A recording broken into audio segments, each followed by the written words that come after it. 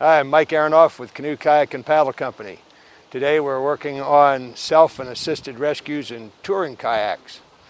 Kayaks are mostly all about fun, but occasionally they do capsize, and when they do, before there's any rescue, you need to know how to get out of them safely unless you're able to roll it back up.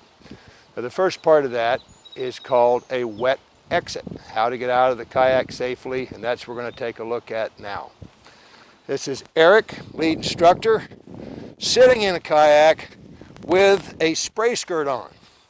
And the spray skirt is part of the problem.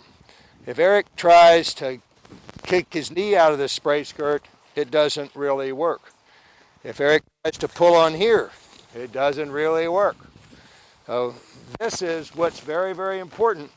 That's called your grab loop.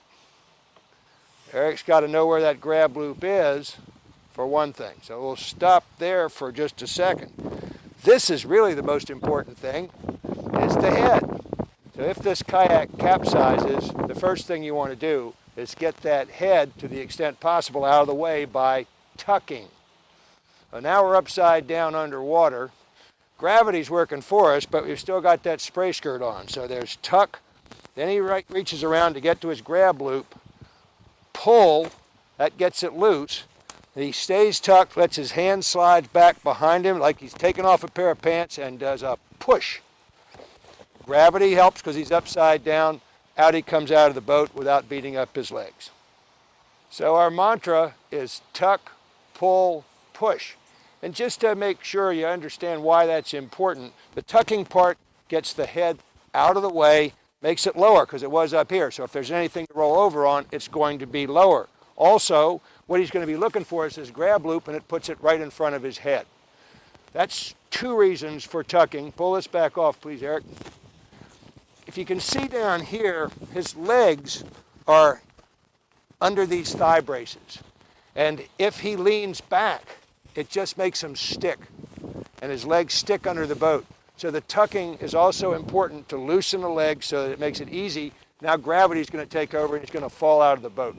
So we think it's important that you try this as a dry land drill with supervision to make sure that you're doing it right before getting on the water. But once you feel comfortable with that tuck, pull, push, it's time to do the real thing and get in that low oxygen environment. All right, now we're in the water for our continuation of the wet exit.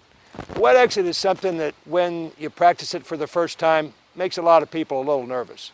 So it always makes sense to have it done with someone there who knows what they're doing to supervise. So we always do this one-on-one with one instructor standing in the water to support the person trying their wet exit for the first time. We want them to be comfortable. We want them to know what they're doing, which is why we practice it on the shore. We also want them to know that if things go wrong, we can take care of it. We can just pull them right back up. So a big part of this we refer to as underwater comfort.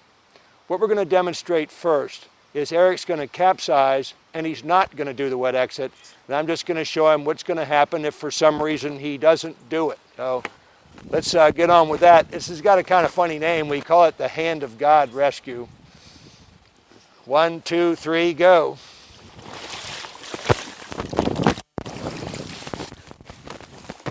It's that easy.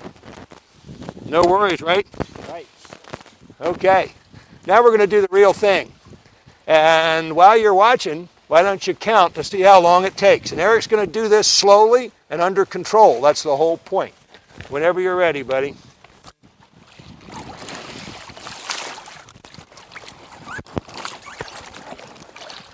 Very good. There you have it, the wet exit. Now that we've done the wet exit, we're going to show you how to do the T rescue, which is getting the water out of the boat and the guy back in the boat.